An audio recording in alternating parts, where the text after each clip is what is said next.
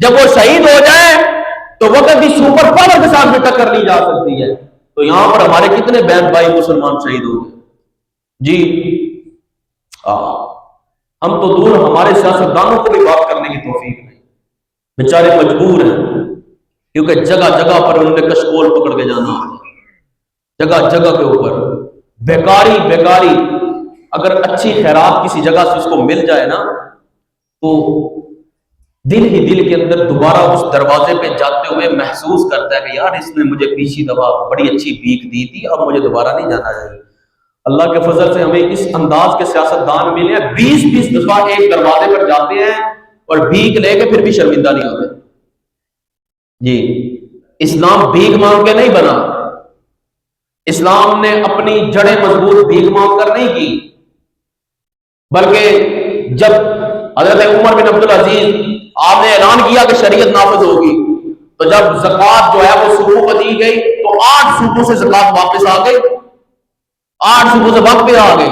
بھائی کیوں آپ لوگ لیتے کیوں نہیں ہو؟ بھائی ہمیں ضرورت ہی نہیں ہے، اسلام نے ہمیں اتنا عطا کیا ہے، اب ہمیں ضرورت ہی نہیں ہے زکوٰۃ لینے کی. تو اسلام دیتا ہے، اسلام مانگتا نہیں ہے در در کے اوپر جا کر. تو اس واسطے اپنے دل کے اندر وہ اس کے رسول کی شمع اجاگر کریں جو صحابہ کرام نے کی، وہ تڑپ اپنے دل کے اندر پیدا کریں جو صحابہ کرام نے کی. کیونکہ صحابہ کرام نے حضور کے ساتھ محبت کی تھی اندھے واہ. کہ میں محبت کی تھی جی، تو ہم نے بھی حضور کے ساتھ محبت کرنی ہے اندھے واہ. اندھے واہ محبت کا مطلب کیا ہے؟ اندھے واہ محبت کا مطلب یہ ہے کہ نہ دن دیکھا، نہ رات دیکھی، نہ صحرا دیکھا، نہ دریا دیکھا، نہ جناب سمندر دیکھا، نہ جنگل دیکھے، نہ بیابان دیکھے، جب بھی آڈر ہوا حضور کا میدان عمل میں ٹوٹ پڑے، جب بھی حضور کا حکم ہوا میدان میں آ گئے. تو یہ حضور کے ساتھ اندھے واہ محبت ہے. تو حضور کے ساتھ صحابہ نے محبت کی، اندھے واہ حضور کے ساتھ محبت کی. آج 1500 سال گزر کے صحابہ کا ذکر ہو رہا ہے یا نہیں ہو رہا؟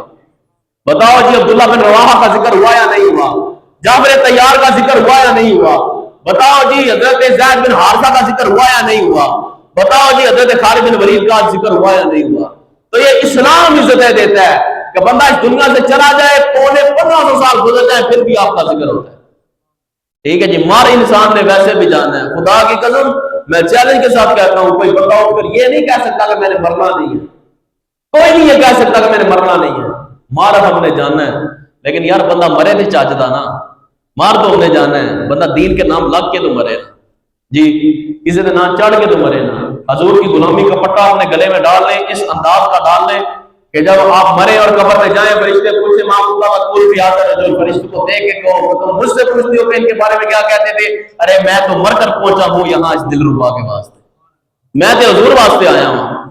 ٹھیک ہے جی. اور مومنین کے لیے یہ کہ الموت تحفہ المومن، کہ موت مومن کے لیے تحفہ ہے، تحفہ مومن کے لیے.